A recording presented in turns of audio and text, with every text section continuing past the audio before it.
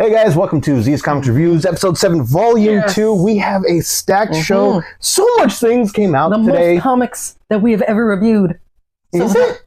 Is it the most comics? 10 at a time, bro. I'm pretty sure. Oh my god, yeah, I think the most that we've reviewed before was either 8 or 9. Yep, we're breaking records, breaking our own records. Exactly. So without further ado, here's the reviews. Girl does wild stuff on cam. This guy doesn't. Girl does wild stuff on cam. Spider-Man is still emo. We got kids that do stuff. We got stuff. We got magic. We got Deadpool and his kid. We've got. I think you're tripping over yourself a little bit too much. Dial it back. We've got kids that do stuff. We got Dr. Doom. We got other things. There we go. We got Batman. We got Aquaman. Bloodbending. Bloodbending is a thing in the DC universe now. Okay, let's actually, review some stuff. I tried to go real fast and then be like, okay, you got the overview now if you want to stay for the calmness. But like you said, I didn't plan it out enough in my head to know what I was going to say. I'm right there with you. I do that. I do that a lot. Anyway, let's just get right down into it. Cam Girl, a one shot coming up from AWA Studios. Not for kids, okay? Yes. Definitely not for kids. It follows as the title suggests, it follows a cam girl, basically an OF model kind of thing. And she's kind of like down on herself, and the entire thing kind of reads as a noir type of thing, kind of reminiscent of the early days of Alias from Marvel, right?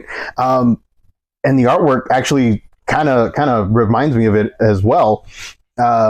But as it goes on, you start to like get a little bit more into like her mentality and all this stuff, how she's basically kind of just like misrepresenting herself just to, get some money, but at the same time kind of numbing herself to the world.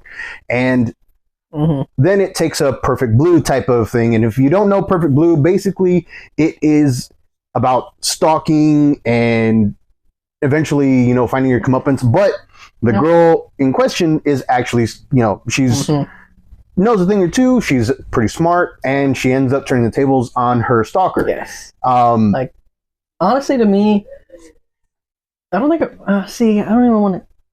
Because if I say that, it's probably going to ruin the twist.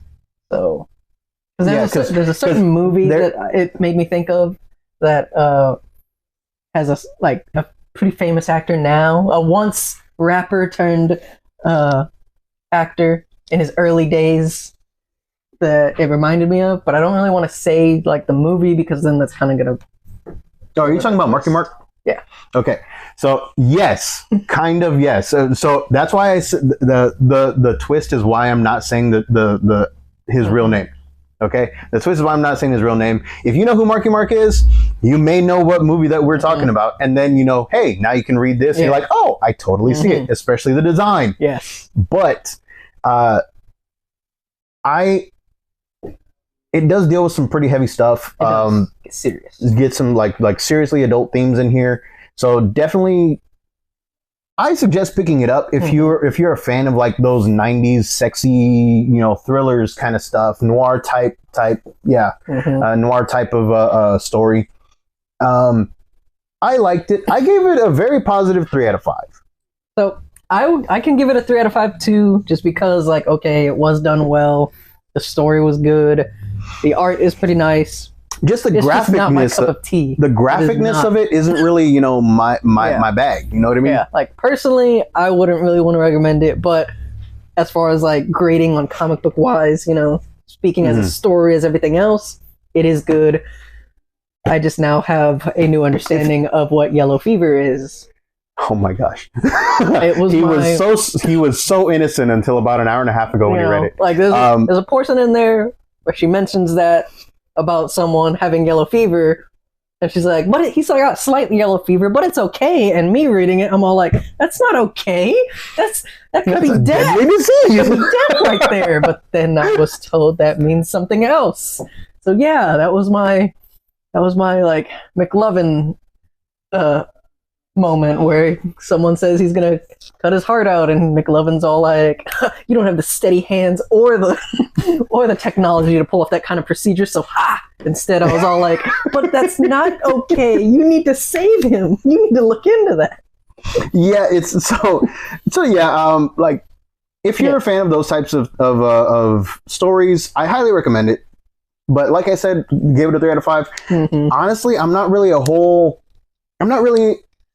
the way into, like full on graphicness in comic book form. Mhm. But that's just me. That's why I gave it a 3 out of 5 instead of a 4 out of 5. Storyline wise, if that part wasn't in there, I would say 4 out of 5. But at the same time, I see why it's in there. Yeah. You know what I mean? I It can does see it why. does add to the heaviness Mhm. of the scenes Yeah. and sets the stage. So yeah, I can kind of Yeah, understand. that's it, you know why what I mean? I'm like putting aside my personal like disliking of it to say like, okay, it is good. I recognize that it is good. It was done well. Just my personal taste, not for me. Mhm. But I do realize if you're a fan of this type, should be good for you because it's done well. Art is nice.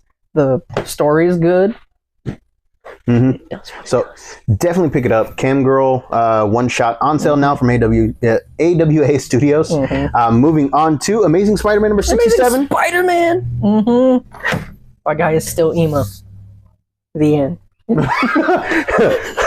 It's kind of funny because I was just watching The Flash Uh-huh. last night, and it was the one where he goes to the future and he's all emo and he's got his hair like right here, and that's all I can think of. Like Spider-Man's just got his hair like right here.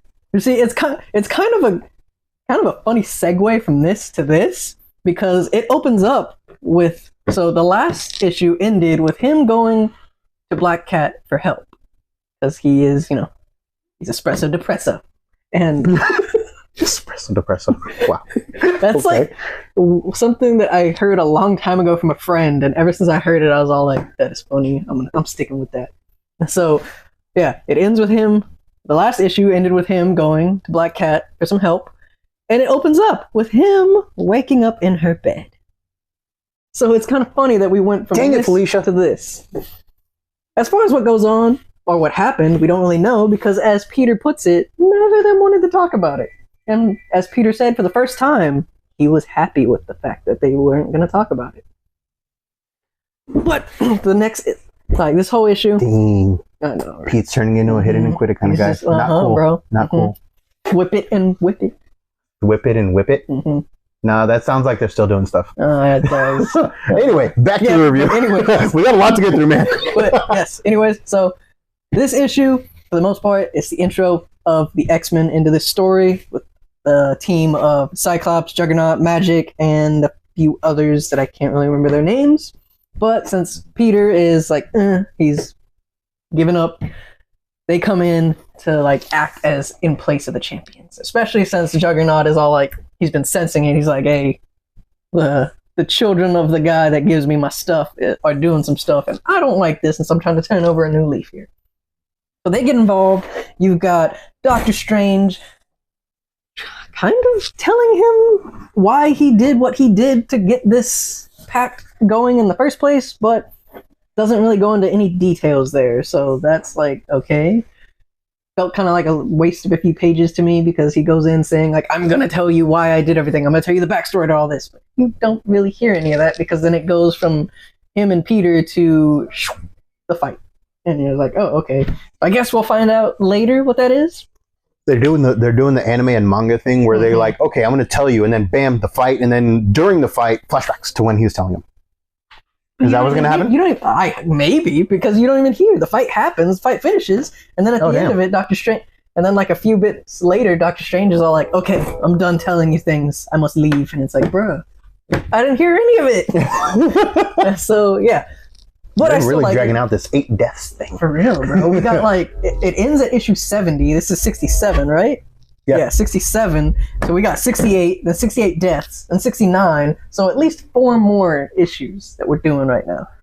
But I still do like it. I will say, I'll give it a 3 out of 5. I'll give it a 3 out of 5. It's still not the art. I still really like the art because it's very crisp, very clean, very poppy. And it is pretty good. It's just, I'm getting to that point now, though, where I'm all like, can we hurry up and stop having Pete be so emo, be so done, and get him back to being Spidey? Especially since I want my boy to be happy. Like I said numerous times before, Ultimate Spider-Man has really given me the thing of like, he can be happy in a relationship. And the way it's seeming, it's like, come on. Black Cat and him need to stop just like playing coy and just admit that they for each other. That's like in the main 616. I think it should have been her anyway. You know what I mean? Like MJ just keeps on doing like random stuff. For real. But Black Cat got over her whole, well, you're not Spider-Man all the time thing, and now she's all like, okay, Pete. Yep, exactly. Pete's the guy. Pete's her guy, and like all kinds of other stuff just happens, and Pete just loses her like over and over because he screws up, not because like of anything that she's doing or like she's just like, okay, well, you're not here for me all the time. Guess what? He's saving friggin' Manhattan. Guess what? Black Cat can be right there with him saving Manhattan. So yes, I stand Felicia and Pete. All right, Felicia and Pete. Fleet. Peacha. Peter Day. Peter Day? Yeah, isn't her last name Felicia Day? No. Felicia Day is an actress, and one of my personal favorite actresses. Yes, she's amazing. Like, I love Felicia Day. I've actually met her. Okay, and she is super cool. But yes, Felicia Hardy is the Black Cat. Felicia Hardy. Hardy. Boo! All right. So bottom line for us, buddy. I like Felicia Day. Felicia Day she is adorable. She is a great beloved actress. Yes. Tremendous. Okay. Bottom line. Bottom line for us, buddy. Bottom line. This is good. I'm putting it as the weakest in this storyline so far, though, just because it kind of does feel almost fillery. But I still like it. It's still good. I'd still recommend, if you're liking the series so far, still pick it up. It's nice. All right, cool. Moving on to the new champions. All right, I think this is my favorite variant for it. Looks so cool. So I learned more about Phantom X in here, or not Phantom X. Yeah, Phantom X. I learned more about Phantom X in here.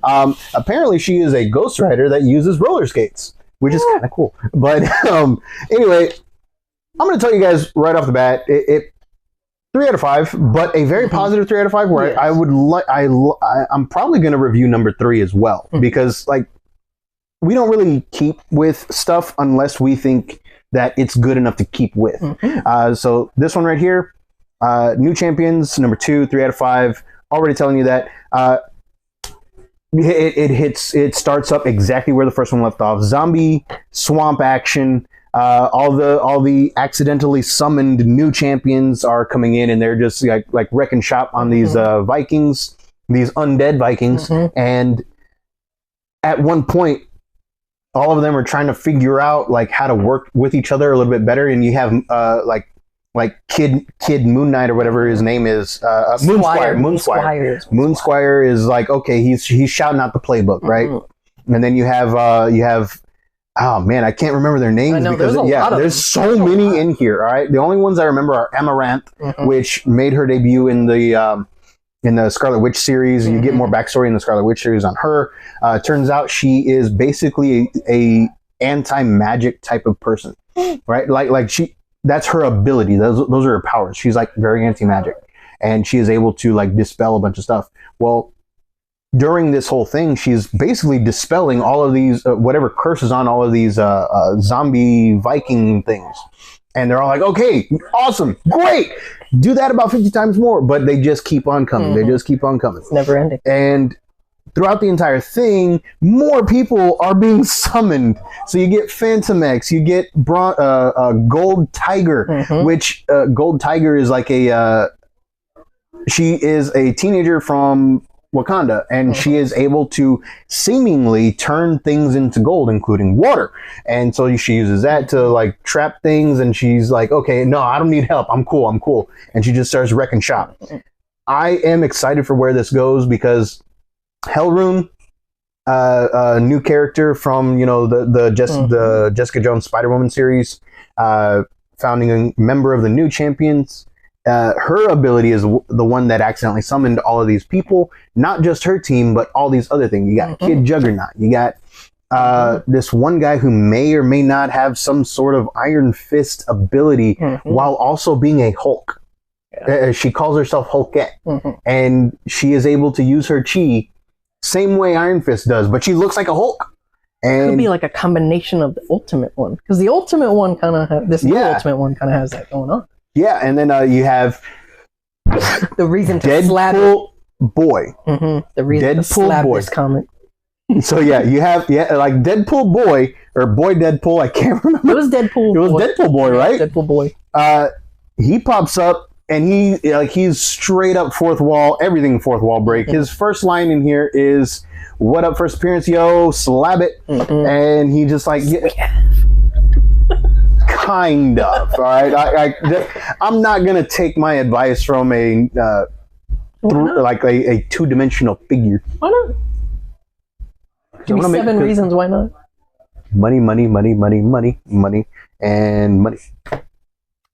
I don't believe you. $7. Anyway, but yeah, it's the artwork is nice and clean. It's a fun romp in this new era of Marvel, right? There's a little twist ending where you're like, okay. It's like one of those, the bad guy turns in the chair and you're like, who are you? Kind of thing. Aside from, okay, you can tell their, costume and what they're going for, but I'm really excited about where this series is heading. Okay, like I said, 3 out of 5.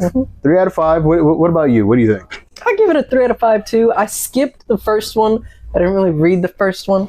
I read this one just because, like I said, behind the scenes, some realizations happened, and so now I'm like, okay, I can read everything. I'm gonna read everything.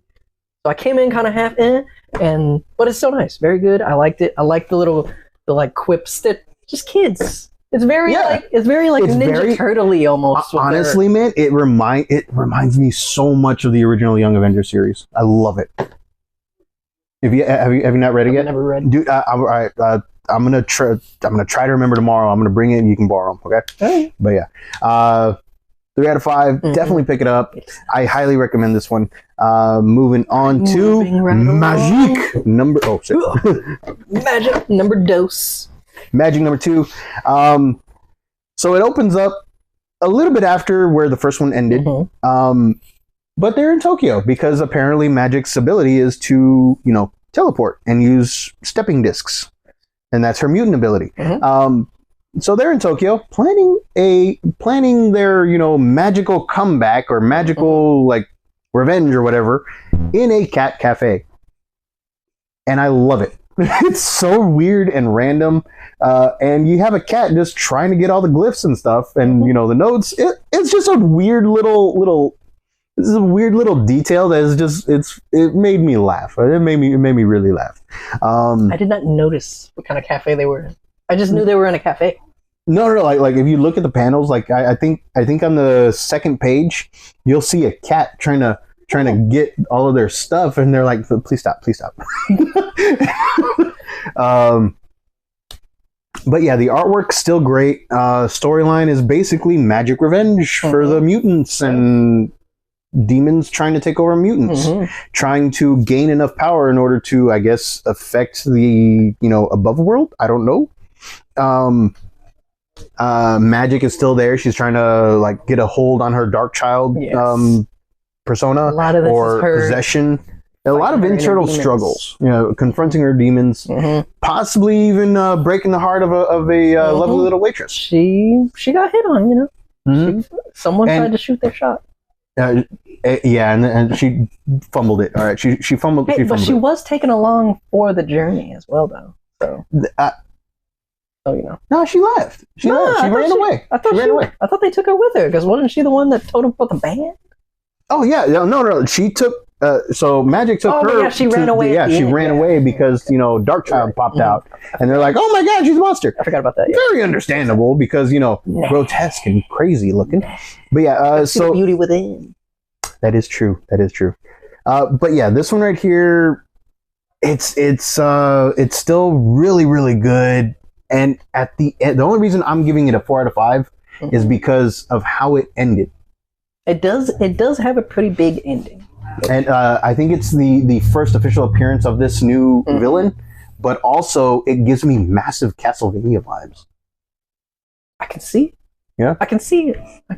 But yeah, the action really good, really well done on the art.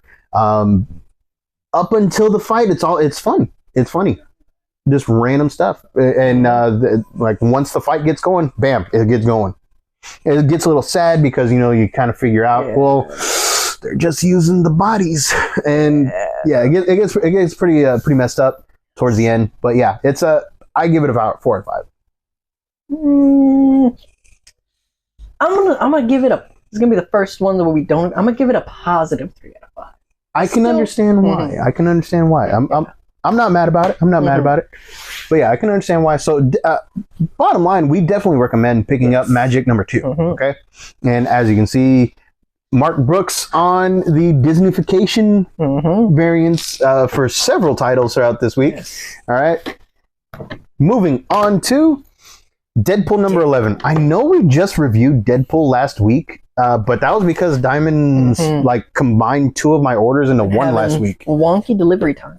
Yeah, but this one right here, like we said last week, is the part 1 to Pools of Blood, which is going to be the crossover between Deadpool and Miles Morales' Spider-Man series. Okay, this one right here, it does not give you more than it promises. It's Deadpool fun. It's Deadpool daddy-daughter bonding time, okay? And it's friggin' cool. It's trying to teach her the ins and outs of merking. Pretty much, and it's her trying to like find some semblance of, I guess, a normalized family, but at the same time, she herself has now become sort of a mercenary. Pretty much, yeah, for the most part. But they need the money in order to pop the dude that killed Wade in the first place. So now they're got to take on some questionable clients to do questionable things. What questionable things, you might ask? Well, if you read Deadpool 10, you would know he's got Miles Morales in his sights. Problem is, it may not be Miles Morales, so I'm not going to tell you exactly who it is. But suffice it to say, Deadpool is straight up needing that money. And it looks but he's also trying to be a good dad. It kind of looks like he's got the gist down of how a merc should go about taking down a spider. Yeah. He lets you know the number one problem, the number one difficulty of killing a Spider-Man, which is a spider sense. But he kind of like gives you the 411 on like, but this is actually how you get around that sometimes. Yeah. So both of them, both Ellie and Wade, got recent training from Taskmaster, who's mastered all the heroes' fighting styles. And yes, Spider-Man does have a fighting style. Most Spider-Men don't, but Peter does. It was created by him and Shang-Chi back in the Spider Island series. So yes, like Spider-Man, Peter Parker has like background in martial arts now because of the master of all martial arts, Shang-Chi. So him learning that is letting them both, Wade and Ellie, just take on the Spider-Man, right? Yes. Problem is, Spider-Man's got an upgrade, man. And the only reason why this one is like towards the middle or towards the beginning of the pile is because the very end, I'm just going to straight up spoil this for you guys. I'm going to do a spoiler. I know, bad. So 3, 2, 1. The ending panel has Miles Morales using his Venom Lightning as a sword. Some new threads, too. Courtesy of Black Panther. But yes, it reminds me of the Flash episode. I know we were talking about Flash. I'm talking about Flash. Talking about it a lot. The lightning lightsabers. Yeah, the lightning lightsabers. And like while I was watching that episode, I was like, that's not how the Speed Force works. Yeah. Apparently it is. I don't know. But apparently this is how the Venom sting works for Miles Morales. But and it's weird. This one gives us a pretty dope looking sword. It's not just lightning, it's actual sword. I will give it that. That's why it's not a 3 out of 5. Okay, like I'm giving this one a 4 out of 5 because all the way up until then is a gas. It's funny, it's got action, it's got the Deadpool humor that you love, but also it's family friendly ish. I'd say it is. There's not really any cussing or anything. Hey, he's trying to be a better example to Ellie. He's trying to be a good dad, and you feel it. You feel it in the comics. But yeah, feel it in the old huevos. I was gonna say in the, I'm not gonna finish that sentence. I was hoping it Deadpool like. I guess because they do speak Spanish in there. Exactly. And But I yeah, think he would have said, put it that way, trying to tap into Yeah. my inner pool. yeah, I guess so. So. All right, guys.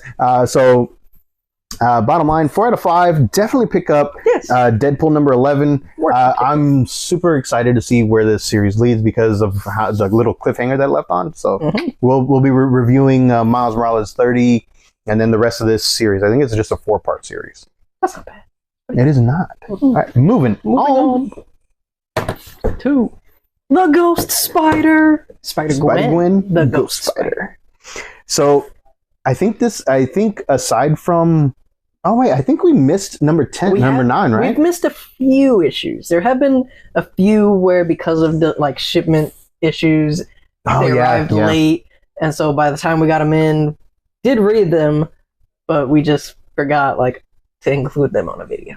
So we've been we've at least been reading them. Yes, it's just been reading them. We just make the video before we get them in. Yeah. But this one right here, Spider-Gwen, Ghost Spider number 10, picks up pretty much immediately after number 9 leaves off, where she is being taken to Black Tarantula's I guess underground hideout, secret cocoon, the tarantula hole. Tarantulas have holes, right? Yeah, I think tarantulas have holes. Yeah, No, I think they make themselves little caves or something. But as you learn in number 9, Black Tarantula is not only doing this anti-hero kind of thing. He's also funding homeless shelters. Yes. He's taking over all of these abandoned buildings, turning them into places like safe havens kind of thing. And then you kind of think, that don't sound like a bad guy kind of thing. That's not that bad. Yeah, that don't sound like a bad guy kind of thing. And then you find out that he's not the Black Tarantula. Black Tarantula. He's serving under his dad. Yeah, BJR, BTJR. BTJR. Black Tarantula Jr. Serving under his dad, who is all like, dude, stop hanging out with the spider. I've already told you to stop hanging out with the spider. Now I gotta do stuff. He's like, you're letting emotions cloud your judgment. Yeah, he basically goes, a little bit between Obi-Wan and the Emperor. And sort of, yes. Yeah, leaning 60-40 on the Emperor side. That's about it. Yeah.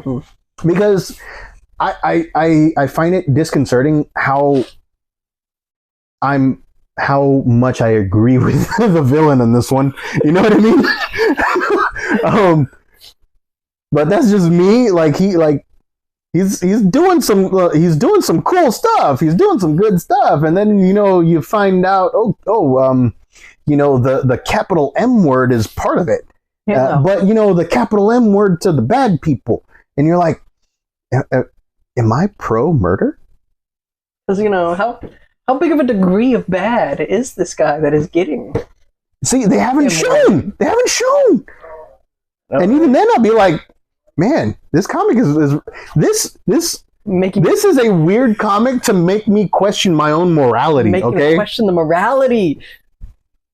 Interesting. Has brought some stuff in. This writer is good. And I'm not just saying that because I've had slight conversations with this writer. But yeah, it's yes. I did not. It's pretty good. I did not expect to have my morality questioned by a random Spider-Gwen comic, and I love Spider-Gwen comics. She's one of my favorite characters. But this came out of left field for me. This Spider-Gwen comic has really its storyline is really solid. I'm trying to figure out ways to say things without saying too much about it. I know because we really can't say any more than what we've already said because there's some spoilery stuff in there, especially for the upcoming story arc. This is kind of like an issue that is coming back to stuff that was touched on in the first few issues, mainly on what she's doing on Marvel Universe 616, and whether or not a certain green-clad god plays a part in it. And you don't even know which one it is. I mean, they kind of do with the cover that we had to show. Variants are never... just because there's a variant doesn't mean that something is in there, okay? Did we have... All right, look at this comic and tell me if that's in there. But that is the actual cover. That's not the That's not a variant. Did we have Okay. another? Did we have another? Gwen was on this side, right? We had the regular cover that you could have used. But this one's cooler. Anyway, so 4 out of 5. Yes. Spider-Man Ghost Spider number 10. Mhm. Definitely pick it up. I'm loving it. And it's just a really good one that Yes. like It's picking up speed it too. really is. Picking up momentum. It's starting to swing. Boo. Okay. No. It's starting to thwip. Whip. Starting to thwip through the pages. Maybe I'd give you that. A little whip with some crawling. All right, I'll give you that one. I'll give you that one. All right, guys. So like we said, 4 out of 5. Spider-Gwen, Ghost Spider number 10. Definitely pick it up. Highly recommend it. Moving on to Aquaman. Now, we reviewed number 1, and we both have biases against Aquaman because let's be honest, That's friggin' Aquaman. But part Robot of that, Chicken ruined us with it, okay? Robot Chicken. Robot Chicken and Family Guy ruined it for us, I guess. But yeah, and a little bit of the Big Bang Theory. The Big Bang Theory kind of had that in there. But the episode that they had it in there, I'm not going to lie, I would have worn that suit if I had it. I would have worn that costume if I had it. So we're just going to tell you straight out, 4 out of 5. I gave it a 4 out of 5. I can give it a 4 out of 5 too. Problem is, here's my issue with it. The ending page to the first issue teases, something to do with the Omega symbol, right? It's almost immediately pushed aside within 2 panels. I mean, I see what you mean. Yes, it is kind of like a, hey, come on, we want that. But at the same time, I also see this man, he's not just a husband, he's a king. And as far as he knows, his people are missing. So of course he might be like, I know there's this there, but that inner selfishness is all like, who cares about the rest of the world? I need to save my world. That is true. So that is my only gripe about it. Yeah. That's my only gripe about it. The rest of it, the artwork is friggin' amazing. It is. For any comic these days, this artwork is really, really well done. It's very clean, but at the same time very visceral whenever the action gets going. Aquaman has to get a little smart. He has to get a little creative, if you will, with how he is able to control the water. Now, if you haven't watched our first review of Aquaman, number 1, he now has Mira's powers to control water through like some sort of telepathy or is it telepathy? Like aquakinetic or aquakinesis. There we go. Oh, we got it right there. We got it. Still don't know if he can talk to animals though. That's the thing.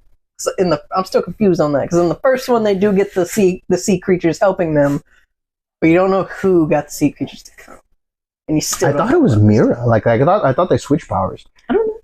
I got to go back and read that one again, but because I'm pretty sure they just switched powers. But at the same time, on this one, he has to figure out how to bend other things to using his aquakinesis, and that mentality doesn't stick around. He actually, but I attribute that to the storyline of him like literally being a fish out of water, and trying to figure out what's going on and being basically thrown from Earth to wherever the hell this is. He's got to acquire that information. I'll give you that one.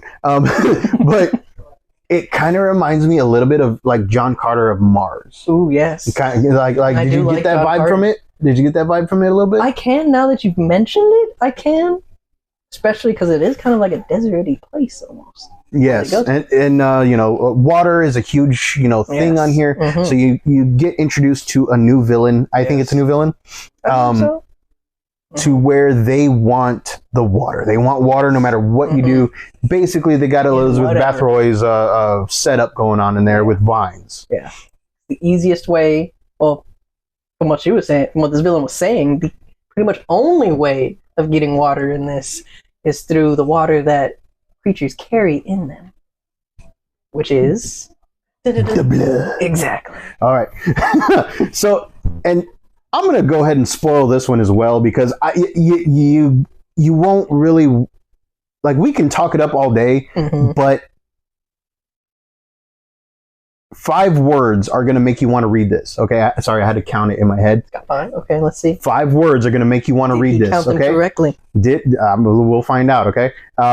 So spoilers for Aquaman number 2 in 3, 2, 1. Aquaman is a bloodbender. Is bloodbender 1 word or 2? I counted it as 2. Let me see. Damn it. But yes, Aquaman is a friggin' bloodbender in here, and the original King of Atlantis teaches him that there's water and blood. How does Aquaman not know this? How does he not know this? It's 1 word. It's 1 word? Dang it. I miscounted. Okay. Dang it. All right, but yeah, 4 out of 5. Stuff goes on in here, and the artwork is amazing. The storyline, the story writing is really good. I highly recommend you picking up Aquaman number 2. I can't believe I said that again. Pick up an Aquaman comic. Read it. It's good. It's as... I don't remember the guy's name. I don't remember the songwriter's name, but, you know, times they are changing. Aquaman is getting... Tom. Tom. Damn it! No, Tom Petty. No, not Tom. Oh, it's not Tom Petty. But the times they are a changing. Oh, what's that one movie with the Rock? Dylan. Bob Dylan. Why did I think Tom? This is the stuff that killed Dylan. Bob Dylan isn't dead. Isn't he? I was watching that yesterday. I love that movie. Paul is a good movie. I haven't seen all of Paul. Bro, that is a good movie. I need to sit down and watch it. All right, guys, moving on to Eddie Brock Carnage number 1. Dexter with superpowers. The serial killer, not laboratory. Dexter Morgan meets Venom. Okay, that's basically what this is. And the soliloquy or the internal monologue, whatever you want to call it, between Eddie and the Carnage symbiote is just straight up like what the Dark Passenger does. Yeah. All right, except it's a little bit more pushy and a little bit more pun-tastic. Carnage, like after the Venom War arc, somebody had to take on the Carnage symbiote, and Eddie just had to make sure that it wasn't going to kill anybody else. So he let himself be bonded to the Carnage symbiote. Especially because he was on death's doorstep. So it kind of was all like, I'm not really ready to go, and I don't want this thing getting on anybody else. So he jumps on that symbiote. And in doing so, he actually makes a deal with Carnage, the symbiote, with the Carnage symbiote. He'll let him kill, but only certain people, only the bad people. Basically, he's trying to turn Carnage into the newest lethal protector, and it ain't working, man. Yeah. If you know anything about Carnage, you know it ain't gonna work. Yeah, all right. And eventually, throughout the comic, you see how bad of an idea it is. Yes. All right. Not only does Eddie Brock represent, Carnage's dad or anything, he's trying to stifle Carnage's creativity, and he ain't there for that. That's not part of his bag. That's not part of his deal. So Carnage has a list. He does, yeah. And on that list, it's either a hit list or I want to try these guys out and take them for a spin list. He straight up says it. He's all like, he straight up after it, like towards the end of this issue, he straight up tells them like, look, okay, we can continue doing things your way, but I'm adding the stipulation that we no longer go after non-superpowered beings. He's like, that's too easy. He's like, he needs a challenge. He gives you a bit of like, oh, that's kind of nice, where he's all like, yeah, that's too easy. It's unfair. I need a challenge before I kill someone. And it's like, wow. His list is big, like cosmic. And shoots for the stars. He shoots beyond the stars. All right, he shoots for the thing that eats the stars. But yeah, so in suns, there's another one that eats suns. The sun is a star. That's why I said planets. And moons. Yeah, we got moons. Yep. I feel like we're downgrading though now, because we went from giant big star to planet to moon. We're downgrading them. Yeah, that's true. but yeah, he's literally shooting for the stars. Yes. Like he wants one of those things in and around his belly. Yes. And or under his scythe hand. I don't know. He hasn't made it clear yet. But yeah, definitely pick up Eddie Brock Carnage #1. I gave it a 4 out of 5. It lays the groundwork very well. You still got mystery in there for things that happen in here, but you don't know how or why they happen. So yes, it is very nice. I give it a nice 4 out of 5 as well. All right. Moving on. Are we doing the single one now? We can do the singles for these two. For these two, yes. Ugh. So as you know, we try to do like comic of the week type stuff here. Most of the time, it is an absolute comic. But it is not today. This time. Comic of the week runner-up. Comic of the week runner-up. Absolute Batman #5. Let me tell you about this, man. It picks up a little bit after #3, where Bruce, or Batman, whatever you want to call him, is offered the deal. Stand down for what, $2 million? Yes, $1 million. Yeah, he's standing down for buku, right? He said yes. At the end of 3, he said yes.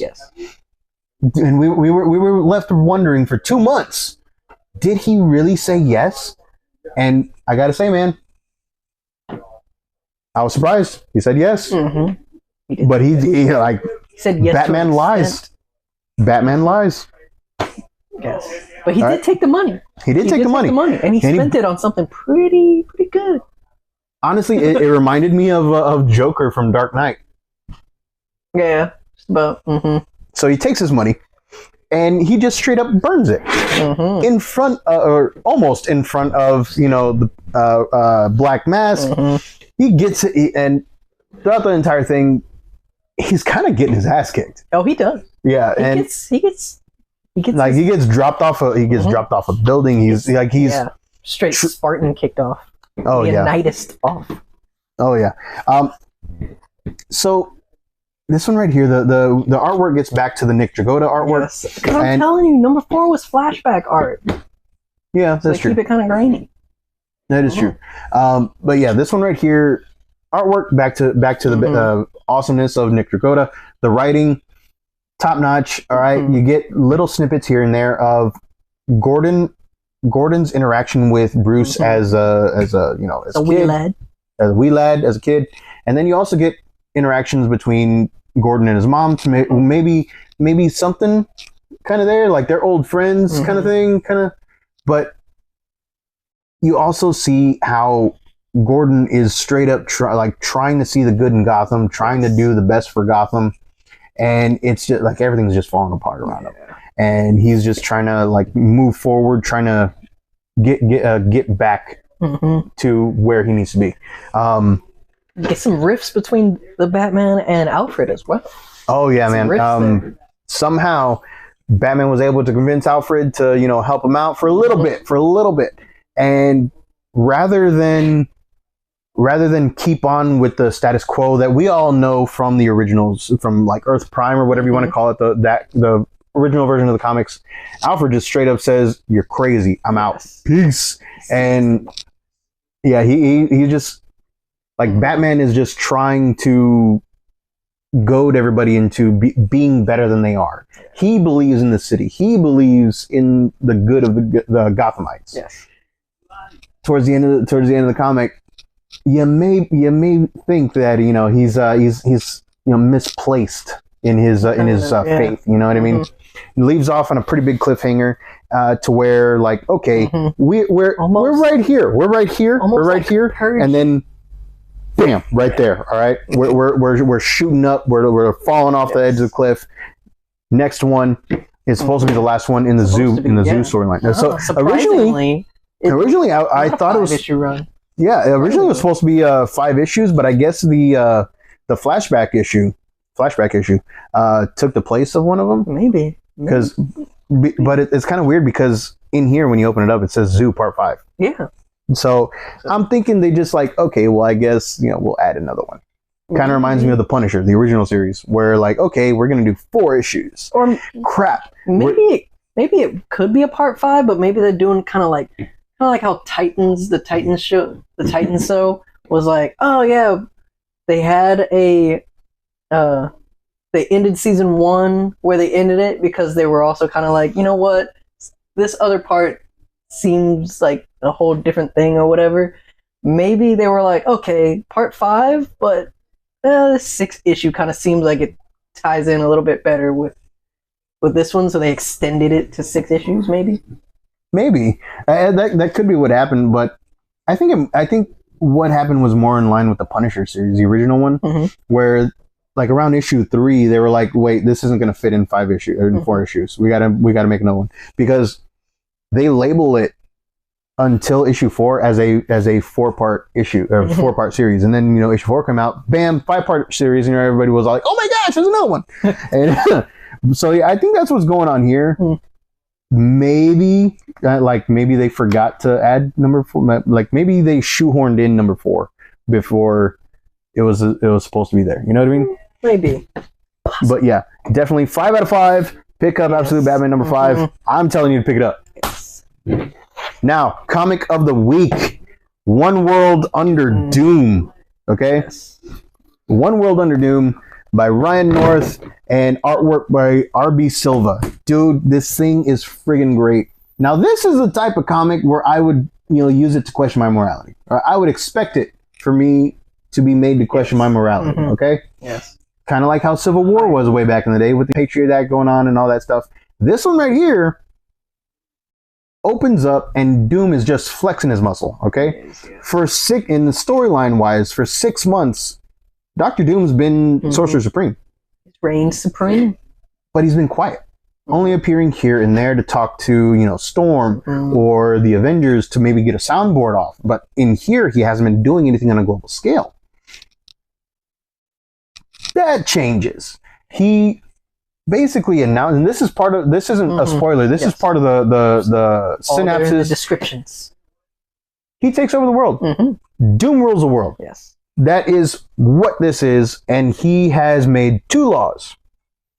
No more war and no more poverty. For the most part. Right? If he's made education free, he's made universal health care free, and everybody is to be taken care of. Everybody's to have access to basic. Yeah, he sets up programs, all this stuff, and everybody just does it. They're okay with it. No pushback at all. Almost no pushback. I mean, like people start breaking away from their own governments. Are like, we're really gonna let a supervillain take over the world? No. And before they even pick up the phone to start doing stuff, bam, Doom bots through the wall. It's nuts. Okay, this one right here is friggin' crazy because Doom is straight up doing it. All right, he takes over, several government agencies. He takes over the world. Not only that, but he takes over a hate group and forces them to do good. Yes.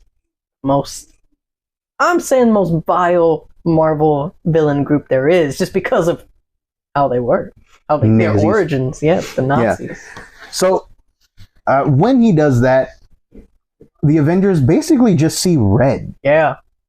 And they're all... and he plays him like a fiddle. Fiddle, bro. Like a fiddle. Like oh man, what's that dude's name? John Brosniak? No. Broniak. John Broniak. I don't know what you're talking about. Damn it. No, Brooklyn Nine-Nine. The dude with the fiddle. Or was he a violinist? Franz Bruheim plays. There you go. Flute. There you go. I knew it was an F, but yeah. So he plays the Avengers like nothing, right? Yeah, they're thinking 4D, he's thinking 8D chess, okay? Yes. And he is already discredited the Avengers by the end of the issue. Yes. I'm gonna tell you right now. I'm gonna say a couple things. T-Rex, Dr. Doom. Not gonna tell you anything else. If you've T-Rex, read Dr. Fantastic Four number 13, it's not too much of a, okay. But if you haven't been reading Fantastic Four, yes. T-Rex, Dr. Doom. Very strange. It is strange, and they talk about it. Squirrel Girl makes an appearance in here, and at first when I was reading this, I was questioning why Squirrel Girl was in here. They need her, bro. But she's unbeatable. She is unbeatable. Bring out the big guns. They really are in this one, because it took me a second. As soon as I uttered the words, "Why is Squirrel Girl at a high level Avengers meeting?" It dawned on me. She took out Dr. Doom, the real Dr. Doom, on her first mission with Iron Man. So yeah, they need Squirrel Girl there. Yes. I highly recommend picking this one up. Yes. One World Under Doom, number 1. It's amazing. 5 out of 5. And I like, throughout this issue, Doom's face doesn't look stupid. Oh yeah, There's man! been a Like lot of times where, especially on some of the covers, it's like his face just looks weird sometimes. They mess up the mask, but in this, it stayed pretty consistent throughout everything. it really did. And he gives some pretty gravitas feeling speeches. Like, part of me he's got is some like, pretty good speeches in there, and like I'm with him when he says, like, if I wasn't the reader, if I somehow was in this 616 universe, I could see myself being all like watching on the TV, being all like, you know what, bro? Yes, let's go for it. We got you building. I can go to college for free. I can feed the kids and stuff. Yeah, like I'm kind of tempted on that. You building us homes and everything, no cost, and it's like, bro, okay. And then the Avengers come in and like wreck shop on the people that are supposed to be building us these houses. What the hell, man? Screw you, Iron Man. It's it's next level like that. The writing is so good. The art tremendous, like he said. The art is tremendous. The colors just pop. Especially when you be kind of like reading with like those specific voices in mind, where you're just like, oh my gosh, I feel it. It's like, I'd like to believe in myself. I know Doom is not a good person. Well, to an extent, not a good person. I know I shouldn't trust Doom, but at the same time, I'm reading this and I'm all like, I could see myself going under your spell, bro. I could see it too. I could see it too.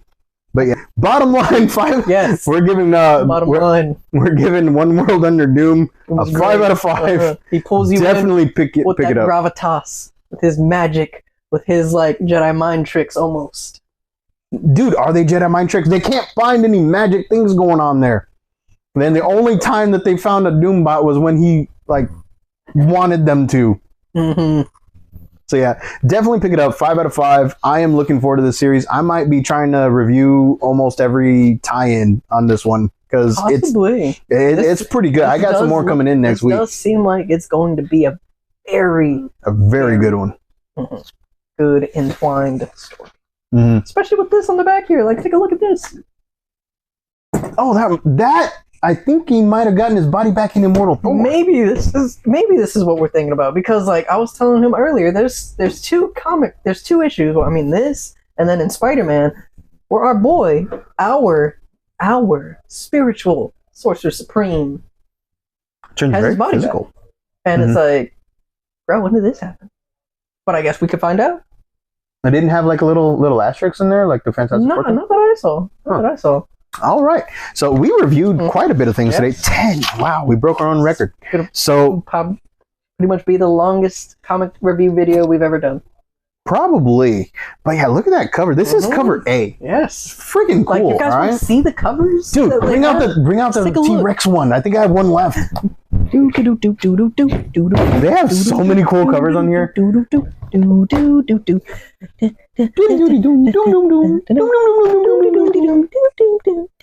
gonna sing the Doom song. But yes, see, you got Rose Besh. You got all this cloakiness, this beautiful in the wind flowy flow. That's nice. Rose Besh, and then you have the JTC, the Negative Space one, which I'm not too big a fan of Negative Space ones, but this was pretty nice. And then you got the one that Clayton just made everyone be like, "What the heck? What? That's a T-Rex." Clayton Crane's T-Rex variant. All right, and he has a gun. The T-Rex has a gun. All right, he's got to put those tiny arms to use. How can he aim? Well, maybe maybe he's got like a targeting system or something in the mask. But yeah, definitely pick up One World Under Doom. So many variants, so many cool things coming out. Yes. Next week, I think they're doing. I think the new Storm is coming out in a couple weeks, where it's shown. Academy is next week too. You mean Doom Academy? My bad. Doom Academy. Yeah. All right. So definitely pick it up. And if you like the rantings or even to Mad Men, go ahead and give us a like, follow, share us with your friends. And we will see you guys later.